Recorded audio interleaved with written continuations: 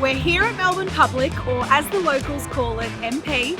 Let's take a look inside and see what makes this venue so loved and so special.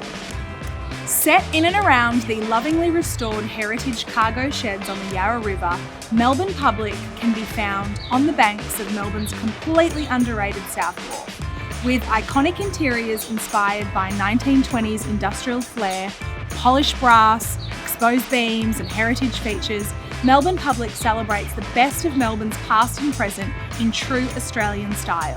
Definitely our espresso martinis, that's like our signature cocktail. It's on our happy hour for $10. Any of our sort of crafty beers that we've got on tap, so all beautiful drinks. So. Melbourne Public has a warm sense of hospitality at its core and consistently delivers great food, premium drinks and a vibrant atmosphere. The focus at Melbourne Public is on fresh, local, seasonal food made in-house with care and attention of the highest quality.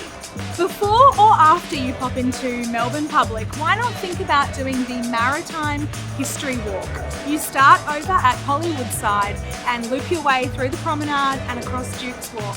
And there are 8 locations unique to Melbourne's maritime history. This is, after all, in South Wharf, the newest, oldest part of Melbourne.